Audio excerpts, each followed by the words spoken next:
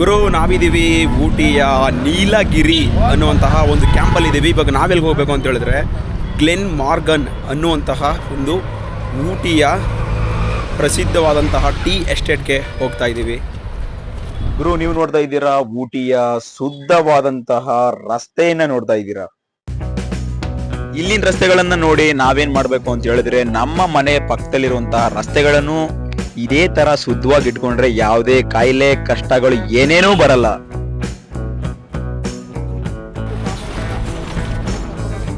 ಗುರು ಯಾರೋ ಗೊತ್ತಿಲ್ಲ ಅವಾಗಿಂದನೂ ಹಿಂದೆಗಡೆಯಿಂದ ಒಂಥರ ಫಾಲೋ ಮಾಡೋ ತರ ಫೀಲ್ ಆಗ್ತೈತೆ. ಅಲ್ಲ ಏನಕ್ಕೋಸ್ಕರ ಫಾಲೋ ಮಾಡ್ತವ್ರೆ ಅಂತ ನನಗಂತೂ ಗೊತ್ತಾಗ್ತಾ ಇಲ್ಲ. ಗುರು ತಮಿಳ್ನಾಡವರು ಎಷ್ಟೊಂದು ಅವ್ರ ಭಾಷೆಗೆ ಪ್ರಾಮುಖ್ಯತೆ ಕೊಡ್ತಾರೆ ಅಂತ ಹೇಳಿದ್ರೆ ತಮಿಳ್ ಅಕ್ಷರನ ದೊಡ್ಡದಾಗಿ ಹಾಕಿ ಇಂಗ್ಲಿಷ್ ಅಕ್ಷರನ ಚಿಕ್ಕದಾಗಿ ಹಾಕ್ತಾರೆ. ಆದ್ರೆ ನಮ್ಮ ಕರ್ನಾಟಕದಲ್ಲಿ ನಾವೇನ್ ಮಾಡ್ತೀವಿ ಅಂತ ಹೇಳಿದ್ರೆ ಕನ್ನಡನ ಚಿಕ್ಕದಾಗಿ ಹಾಕಿ ಇಂಗ್ಲಿಷನ್ನ ದೊಡ್ಡದಾಗಿ ಹಾಕ್ತೀವಿ. ಇದೇ ನಾವು ಮಾಡೋದು. ಗುರು ಈ ಗಲ್ಲಿ ಒಳಗಡೆ ಸುತ್ತಬೇಕು ಅಂತ ಹೇಳಿದ್ರೆ ತುಂಬಾನೇ ಕಷ್ಟ ಅಂತ ಹೇಳಿದ್ರೆ ಸ್ವಲ್ಪ ಅಲ್ಲ, ತುಂಬಾನೇ ಕಷ್ಟ. ಸಾರಿ ಏನ್ ಗುರು ಇವ್ರು ಬೇರೆ ಈ ತರ ಎಲ್ಲ ಹಾಕೊಂಡು ಬಂದ್ರೆ ನಮ್ಗೆ ಹೆದರಿಕೆ ಆಗಲ್ವಾ ಗುರು? ಆದ್ರೂ ಮಾತಾಡ್ಕೊಂಡು ಹೋದ್ರೆ ಬರೀ ನಮ್ನೇ ನೋಡ್ತಿರ್ತಾರೆ, ಅದೇನ್ ಸಿಕ್ಕುತ್ತೋ ಏನಪ್ಪ. ಗುರು ನಾನಂತೂ ಅವಾಗಿಂದ ಎಲ್ಲರನ್ನು ಬಸ್ ಸ್ಟ್ಯಾಂಡ್ ಅಲ್ಲಿ ಅಂತ ತಮಿಳಲ್ಲಿ ಕೇಳಿ ಸಾಕಾಗಿ ಕೊನೆಗೂ ನಾನೇ ಬಸ್ ಸ್ಟ್ಯಾಂಡ್ ಅನ್ನ ಹುಡುಕೋಬಿಟ್ಟಿದ್ದೀನಿ. ಸೊ ಇವಾಗ ನಾನು ಇಲ್ಲಿ ನಿಂತ್ಕೊಂಡು ಬಸ್ ಸ್ಟ್ಯಾಂಡ್ ಅಲ್ಲಿ ಬಸ್ಸು ಕಾಯ್ಕೊಂಡು ಟೈಮ್ ಪಾಸ್ ಮಾಡೋದ್ಕಿಂತ ಬೇರೆ ಏನಾದ್ರೂ ಎಕ್ಸ್ಪ್ಲೋರ್ ಮಾಡಕ್ ಹೋಗೋಣ.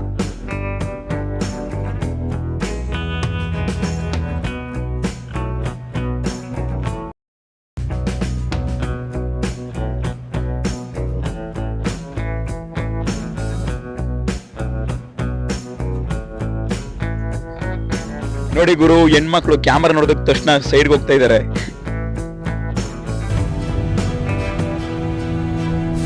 ಇವಾಗ ನೀವು ನೋಡ್ತಾ ಇದ್ದೀರಾ ನೀಲಗಿರಿ ಮೌಂಟೇನ್ ರೈಲ್ವೆ ಸ್ಟೇಷನ್ ಅನ್ನ ನೋಡ್ತಾ ಇದ್ದೀರಾ.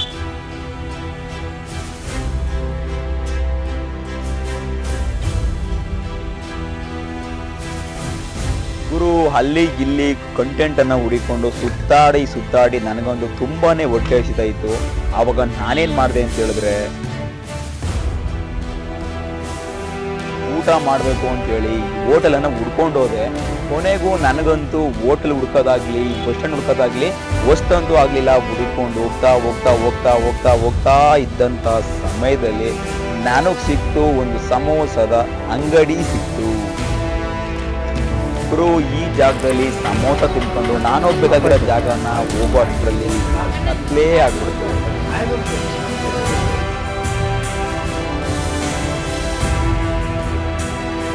ಚಳಿಲಿ ಜರ್ಕಿನ ಹಾಕಿರೋದು ನೋಡ್ಬಿಟ್ಟು ಯಾರೋ ಬೆಂಕಿ ಕಾಯ್ತಾ ಇದ್ರು.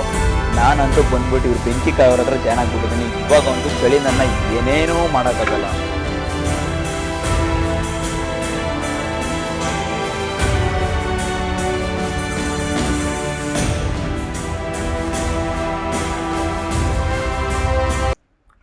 ಗುರು ಫೈನಲ್ ಆಗಿ ನಾವು ಇವಾಗ ಬಂದಿದ್ದೀವಿ. ಇವಾಗ ಟೈಮ್ ಬಂದುಬಿಟ್ಟು 8:30 ಆಗಿದೆ.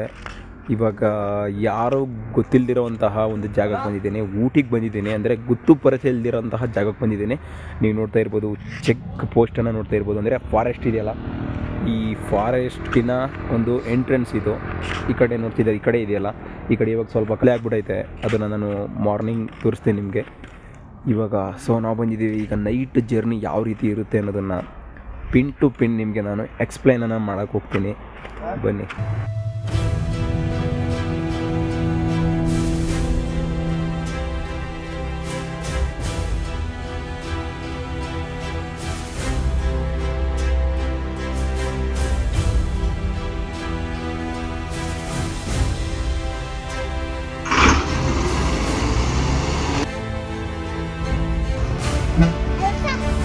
ನೀವೇನು ನೋಡ್ತಾ ಇದ್ದೀರಲ್ಲ, ಅಂದರೆ ನಾನಿದ್ದೀನಿ ಇವಾಗ ತಮಿಳ್ನಾಡಿನ ಯಾವುದೋ ಒಂದು ಮೇನ್ ರೋಡ್ ಮುಖ್ಯ ರಸ್ತೆಯಲ್ಲಿದ್ದೀನಿ. ಒಬ್ಬನೇ ಬೇರೆ ಇದ್ದೀನಿ, ನೀವು ನೋಡ್ತಾ ಇರ್ಬೋದು, ಒಬ್ಬನೇ ಬೇರೆ ಇದ್ದೀನಿ. ಸೊ ಈ ರಸ್ತೆಯಲ್ಲಿ ನೀವು ನೋಡ್ತಾ ಇದ್ದೀರಲ್ಲ, ಮೇಲ್ಗಡೆ ನೋಡ್ತಾ ಇದ್ದೀರಲ್ಲ, ಈ ಮೇಲ್ಗಡೆ ಕಾಣ್ತಿರುವಂತಹದೆಲ್ಲ ನೀಲಗಿರಿ ಮರಗಳು. ಇದನ್ನು ಬ್ರಿಟಿಷವರು ನೀಲ್ಗಿರೀಸ್ ಅಂತಾರೆ, ತಮಿಳಿಗರು ನೀಲ್ಗಿರಿಯಂ ಅಂತ ಕರೀತಾರೆ. ಸೊ ಈ ಒಂದು ನೀಲಗಿರಿ ಮರಗಳನ್ನು ಏನಕ್ಕೋಸ್ಕರ ಇಷ್ಟೊಂದು ನೆಟ್ಟಿದ್ದಾರೆ ಅಂತ ಹೇಳಿದ್ರೆ ನೀವು ಸಾಮಾನ್ಯವಾಗಿ ನಮ್ಮ ಕರ್ನಾಟಕದಲ್ಲಿ ನೀಲಗಿರಿ ಮರಗಳೇನಾದರೂ ಇದ್ದರೆ ಆ ಮರಗಳನ್ನು ಕಡಿತಾರೆ. ಏನಕ್ಕೋಸ್ಕರ ಕಡಿತಾರೆ ಅಂತ ಹೇಳಿದ್ರೆ ಅಂತರ್ಜಲದಲ್ಲಿರುವಂತಹ ನೀರುಗಳನ್ನು ಕುಡ್ಕೊಳ್ಳುತ್ತೆ, ಜಾಸ್ತಿ ಉಪಯೋಗ ಮಾಡ್ಕೊಳ್ಳುತ್ತೆ, ನೀರು ನಮಗೆ ಸಾಕಾಗಲ್ಲ ಅನ್ನೋ ಉದ್ದೇಶದಲ್ಲಿ ನೀಲಗಿರಿ ಮರಗಳನ್ನು ಅಷ್ಟರಲ್ಲೇ ಕಟ್ ಮಾಡ್ತಾರೆ. ಸೊ ಆದರೆ ಇಲ್ಲಿರುವಂತಹ ನೀಲಗಿರಿ ಮರಗಳನ್ನು ಏನಕ್ಕೋಸ್ಕರ ಬಿಟ್ಕೊಂಡಿದ್ದಾರೆ ಅಂತ ಹೇಳಿದ್ರೆ, ಇಲ್ಲಿ ನೀವೇನು ನೋಡ್ತಾ ಇದ್ದೀರಲ್ಲ, ಈ ಊಟಿ ಪ್ರದೇಶವನ್ನು ನೋಡ್ತಿದ್ದೀರಲ್ಲ, ಇದೆಲ್ಲ ಆ್ಯಕ್ಚುಲಿ ಬಂದ್ಬಿಟ್ಟು ಶೀತ ವಲಯದ ಪ್ರದೇಶವಾಗಿದೆ. ಅಂದರೆ ಫುಲ್ ಕೋಲ್ಡ್ ಇರುತ್ತೆ.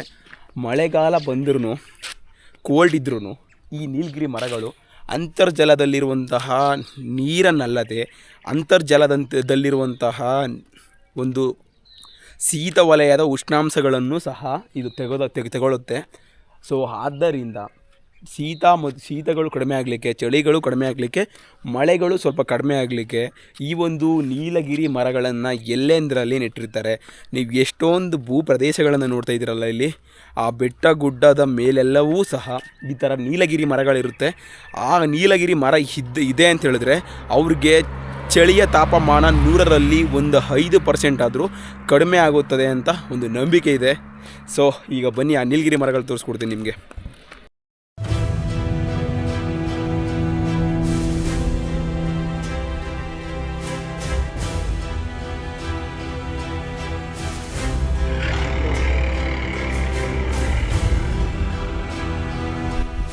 ಗುರು, ಎಲ್ರಿಗೂ ನಮಸ್ಕಾರ. ಎಲ್ಲರೂ ಹೆಂಗಿದ್ದೀರಾ? ಎಲ್ರಿಗೂ ಗುಡ್ ಮಾರ್ನಿಂಗ್. ನಾನಿದ್ದೀನಿ ತಮಿಳ್ನಾಡಿನ ಊಟಿ ಪ್ರದೇಶದಲ್ಲಿ. ತಮಿಳ್ನಾಡಿನಲ್ಲಿ ಊಟಿ ಪ್ರದೇಶಕ್ಕೆ ಏನಕ್ಕೆ ಬಂದಿದ್ದೇನೆ ಅಂತ ಹೇಳಿದ್ರೆ, ನೀವೆಲ್ಲ ಚಹಾ ಕುಡಿತೀರಲ್ಲ, ಟೀ ಕುಡಿತೀರಲ್ಲ, ಆ ಟೀಯನ್ನು ಎಕ್ಸ್ಪ್ಲೈನ್ ಮಾಡೋದಕ್ಕೆ ನಾನು ಬಂದಿದ್ದೀನಿ. ಕರ್ನಾಟಕದಿಂದ ತಮಿಳ್ನಾಡಿಗೆ ಬಂದಿದ್ದೀನಿ. ಟೀಯ ಪ್ರದೇಶವನ್ನು ನೀವು ಆಲ್ರೆಡಿ ನೋಡ್ತಾ ಇದ್ದೀರಾ. ಸೊ ನಾನು ಈ ಒಂದು ಜಾಗದಲ್ಲಿ ನಿಂತ್ಕೊಂಡು ಕೇಳ್ಕೊಳ್ಳೋದು ಒಂದೇ, ಯಾರ್ಯಾರು ಸಬ್ಸ್ಕ್ರೈಬ್ ಮಾಡದೆ ನೋಡ್ತಾ ಇದ್ದೀರಾ ದಯವಿಟ್ಟು ಸಬ್ಸ್ಕ್ರೈಬನ್ನು ಮಾಡಿ. ನಿಮ್ಮ ಪಕ್ಕದಲ್ಲಿ ಕಾಣ್ತಿರುವಂತಹ ಬೆಲ್ ಬಟನನ್ನು ಕ್ಲಿಕ್ ಮಾಡಿ, ಸಬ್ಸ್ಕ್ರೈಬ್ ಬಟನನ್ನು ಕ್ಲಿಕ್ ಮಾಡಿ. ಅಷ್ಟು ಗೊತ್ತಾಗಲ್ಲ ಅಂತ ಹೇಳಿದ್ರೆ ವೈಟ್ ಅಕ್ಷರದಲ್ಲಿ ಬರೆದಿರುತ್ತಲ್ಲ, ಆ ಒಂದು ವೈಟ್ ಇಂಗ್ಲೀಷ್ ಅಕ್ಷರವನ್ನು ಕ್ಲಿಕ್ ಮಾಡಿ ಸಬ್ಸ್ಕ್ರೈಬ್ ಮಾಡ್ಕೊಳ್ಳಿ. ನೀವು ಮಾಡಿದಂತಹ ಒಂದೊಂದು ಸಬ್ಸ್ಕ್ರೈಬರ್ಗಳು ನನಗೆ ಇವಾಗ ಬೇರೆ ಸ್ಟೇಟಿಗೆ ಬಂದಿದೆ, ತದನಂತರ ಇನ್ನೂ ಬೇರೆ ಸ್ಟೇಟಿಗೆ ಕರ್ಕೊಂಡು ಹೋಗ್ಬೋದು. ಸೊ ಆದ್ದರಿಂದ ಸಬ್ಸ್ಕ್ರೈಬ್ ಮಾಡಿ ಅಂತ ಕೇಳ್ಕೊತಾ ಇದ್ದೀನಿ. ದಯವಿಟ್ಟು ವಿಡಿಯೋ ನೋಡ್ತೀರಾ ಪ್ರತಿಯೊಬ್ಬರು ಸಹ ಲೈಕ್ ಮಾಡಿ, ಸಬ್ಸ್ಕ್ರೈಬ್ ಮಾಡಿ. ಬ್ರೋ, ಇದೆಲ್ಲ ಬಂದ್ಬಿಟ್ಟು ನೀವು ಅಲ್ಲಿ ನೋಡ್ತಾ ಇದ್ದೀರಲ್ಲ, ಇದೆಲ್ಲ ಬಂದ್ಬಿಟ್ಟು ಫುಲ್ ದೊಡ್ಡದಾಗಿ ಬೆಟ್ಟ ಇದೆ. ಆ ಬೆಟ್ಟನ ನಮ್ಮ ಕಡೆ ಏನು ಮಾಡ್ತೀವಿ ಅಂತ ಹೇಳಿದ್ರೆ, ಬೆಟ್ಟದ ಮೇಲ್ಗಡೆ ಏನೇನೋ ಬೆಳೆಯೋಕ್ಕಾಗೋದಿಲ್ಲ. ಅಂದರೆ ನಾವು ಮಾಡಿದಂತಹ ಹಿಂದಿನ ವಿಡಿಯೋದಲ್ಲೆಲ್ಲ ನೋಡಿರ್ಬೋದು. ಬೆಟ್ಟ ಅಂತ ಹೇಳಿದ್ರೆ ಅಲ್ಲಿ ಫುಲ್ ಬರೀ ಕಲ್ಲು ಬಂಡೆಗಳೇ ಕಾಣ್ತಿರುತ್ತೆ. ಆದರೆ ಇಲ್ಲಿರುವಂತಹ ಊಟಿ ತಮಿಳ್ನಾಡಿನ ಬೆಟ್ಟಗಳಲ್ಲಿ ಎಷ್ಟೊಂದು ಹಚ್ಚ ಹಸಿರಿನಿಂದ ಕುಡಿತಾರೆ ಅಂತ ಹೇಳಿದ್ರೆ, ಸೊ ಆ ಜಾಗವನ್ನು ನೋಡ್ತಾ ಇದ್ರೇ ಏನೋ ಒಂಥರ ಫೀಲ್ ಆಗುತ್ತೆ. ಸೊ ನಿಮಗೂ ಆ ಜಾಗ ತೋರಿಸ್ಬೇಕಾ? ಬನ್ನಿ ಹಾಗಾದ್ರೆ. ಗುರು, ನಾವಂತೂ ಪ್ರತಿದಿನ ಟೀನ ಕುಡಿತಾನೆ ಇರ್ತೀವಿ. ಕುಡಿಯನ್ನು ಏನಕ್ಕೋಸ್ಕರ ಕುಡಿತೀವಿ ಅಂತ ಹೇಳಿದ್ರೆ, ಕೆಲವರಿಗೆ ಬೆಡ್ ಮೇಲಿಂದ ಹೇಳ್ಬೇಕಂದ್ರೇ ಟೀ ಬೇಕಾಗುತ್ತೆ. ಆದರೆ ಆ ಟೀಯ ಕಪ್ಪು ನಿಮ್ಮ ಕೈಗೆ ಬರಬೇಕು ಅಂತ ಹೇಳಿದ್ರೆ, ಇಲ್ಲಿರುವಂತಹ ಕಾಫಿ ತೋಟದ ಮತ್ತು ಟೀ ತೋಟದ ಮಾಲೀಕರ ಅಥವಾ ಅಲ್ಲಿ ಕೆಲಸ ಮಾಡುವಂತಹ ಕಾರ್ಮಿಕರ ಕೈ ಚಳಕ ಎಷ್ಟೊಂದಿರುತ್ತೆ, ಅವರ ಕಷ್ಟ ಎಷ್ಟೊಂದಿರುತ್ತೆ ಅಂತ ಹೇಳಿದ್ರೆ ನೀವು ನಂಬ್ತೀರಾ? ಇವಾಗ ಸಮಯ ಬಂದುಬಿಟ್ಟು 9 ಗಂಟೆ ಆಗೈತೆ. 9 ಗಂಟೆಲೂ ಸಹ ಎಷ್ಟೊಂದು ಕೋಲ್ಡ್ ಐತೆ ಅಂತ ಹೇಳಿದ್ರೆ ನೀವು ನೋಡ್ತಾ ಇರ್ಬೋದು, ಬಾಯಲ್ಲಿ ಹೊಗೆ ಬೇರೆ ಬರ್ತಾ ಇದೆ. ಅಷ್ಟೊಂದು ಥಂಡಿಯಾದ ಪ್ರದೇಶದಲ್ಲಿ ಅವರು 6 ಗಂಟೆಯಿಂದ 5 ಗಂಟೆ 4 ಗಂಟೆ ಎಷ್ಟೊಂದು ಬೇಗ ಎದ್ದೇಳಿ ಈ ಒಂದು ಕಾಫಿ ಮತ್ತು ಟೀ ತೋಟದ ಸಂರಕ್ಷಣೆಯನ್ನು ಮಾಡ್ತಾರೆ. ಸೊ ರೈತ ಎಲ್ಲಿದ್ರೂ ಸಹ ರೈತ, ಅವನು ಟೀ ಬೆಳೆಯನ್ನು ಸಹ ರೈತ ಅಂತಲೇ ಕರೀತಾರೆ, ಭತ್ತ ಬೆಳೆಯನ್ನು ಸಹ ರೈತ ಅಂತಲೇ ಕರೀತಾರೆ. So respect farmer. ಗುರು, ಕಾಫಿ ನಾಡಿಗೆ ಬಂದ್ಬಿಟ್ಟು ಕಾಫಿ ಕುಡಿಯಲ್ಲ ಅಂದರೆ ಹೆಂಗೆ? ಟೀ ನಾಡಿಗೆ ಬಂದ್ಬಿಟ್ಟು ಟೀ ಕುಡಿಯಲ್ಲ ಅಂದರೆ ಹೆಂಗೆ?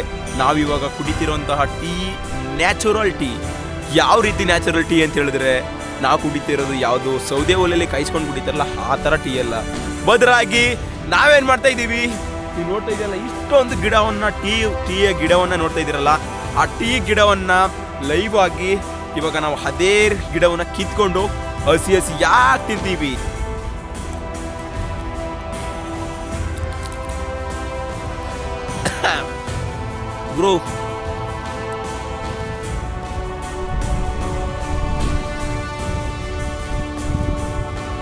ಗುರು, ನಾವು ಕಾಫಿ ಕುಡಿದಷ್ಟು ಸುಲಭ ಅಲ್ಲ, ಟೀ ಕುಡಿದಷ್ಟು ಸುಲಭ ಅಲ್ಲ ಈ ಒಂದು ಟೀ ಗಿಡವನ್ನ ತಿನ್ನೋದು.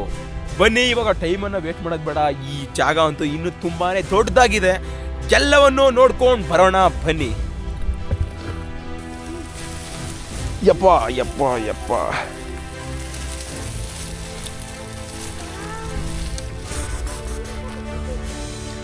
ಗುರು ಆದ್ರೂ ಈ ಟೀ ಬೆಳೆನ ಕಟ್ ಮಾಡ್ತಾರಲ್ಲ, ಅಂದ್ರೆ ಸೊಪ್ಪು ಕೊಯ್ತಾರಲ್ಲ, ಇವರು ಅವ್ರಿಗೆ ಎಷ್ಟು ಹೋಗ್ಬೇಕು ಅಷ್ಟೇ ದಾರಿ ಮಾಡ್ಕೊಬಿಟ್ಟವ್ರೆ. ಯಾರಾದ್ರೂ ದಪ್ಪಕ್ಕಿರೋ ದಾಂಡಿಗೆ ನನ್ನ ಮಕ್ಳೇನಾದ್ರೂ ಬಂದ್ರೆ ಈ ಜಾಗದಲ್ಲಿ ಹೋಗಕ್ಕಾಗುತ್ತಾ?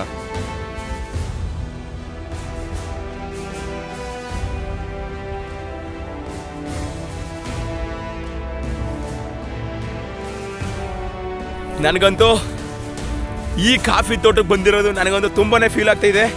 ಯಾವ ರೀತಿ ಫೀಲ್ ಆಗ್ತಾ ಇದೆ ನೋಡಿ, ಆಲ್ರೆಡಿ ಇವಾಗ ಪ್ಯಾಂಟ್ ಎಲ್ಲ ಗಲೀಜಾಗ್ಬಿಟ್ಟೈತೆ.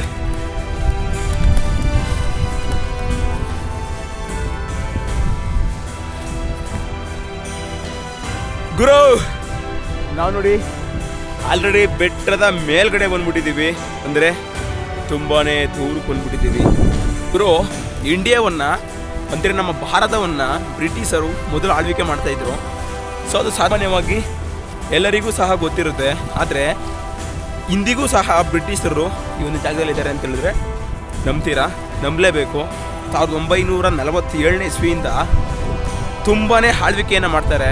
ಆದರೆ ನಾವು ಅಷ್ಟಕ್ಕೆ ಸ್ವತಂತ್ರ ಬಂದಾಗ ನಾವು ಅನ್ಕೋತೀವಿ ಸ್ವತಂತ್ರ ಬಂದ್ಬಿಟ್ಟೈತೆ, ಬ್ರಿಟಿಷರು ಯಾರು ಇಲ್ಲ ಅಂತ ನಾವು ಅನ್ಕೋತೀವಿ. ಸೊ ಅದೆಲ್ಲ ಸುಳ್ಳು. ಈ ಒಂದು ಭಾಗದಲ್ಲಿ ನೀವೇನು ತಮಿಳ್ನಾಡಿನ ಈ ಒಂದು ಊಟಿಯ ಪ್ರದೇಶವನ್ನು ನೋಡ್ತಾ ಇದ್ದೀರಲ್ಲ, ಈ ಒಂದು ಪ್ರದೇಶದಲ್ಲಿ ಬ್ರಿಟಿಷರು ಇನ್ನೂ ಸಹ ಇದ್ದಾರೆ ಅಂತ ಹೇಳಿದ್ರೆ ನಂಬ್ತೀರಾ?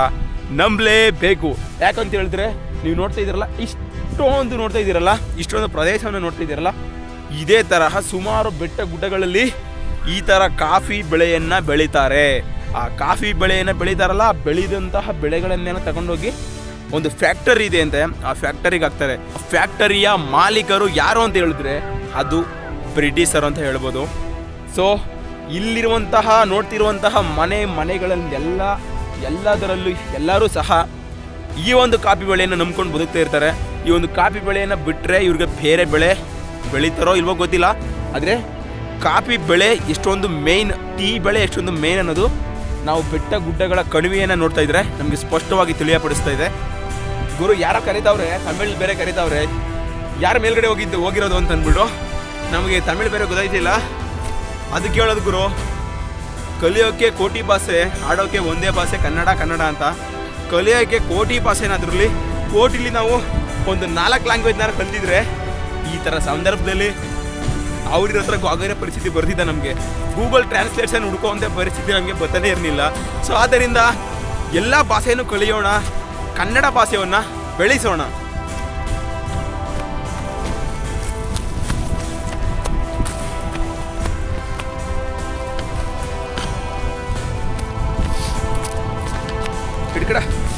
ಗುರು, ಸಡನ್ ಆಗಿ ನಾನು ಚೇಂಜ್ ಆದೆ, ನಮ್ಮ ಕನ್ನಡ ಥರ ಚೇಂಜ್ ಆದೆ, ನಮ್ಮ ಕನ್ನಡ ನಾಡಿನ ಪರ ಚೇಂಜ್ ಆದೆ. ಯಾಕಂತ ಹೇಳಿದ್ರೆ ಎಷ್ಟು ಅಂತ ತಾನೇ ಗುರು ಆ ಜರ್ಕಿನ ಹಾಕೊಂಡಿರೋಕ್ಕಾಗುತ್ತೆ. ಆದರೂ ಇಂಥ ಜಾಗಕ್ಕೆ ಬಂದಮೇಲೆ ಎಲ್ಲವನ್ನೂ ಎಂಜಾಯ್ ಮಾಡ್ತೀವಂತೆ. ಆದರೆ ಅದರಲ್ಲಿ ಈ ಚಳಿನೂ ಸಹ ಎಂಜಾಯನ್ನು ಮಾಡೋಣ.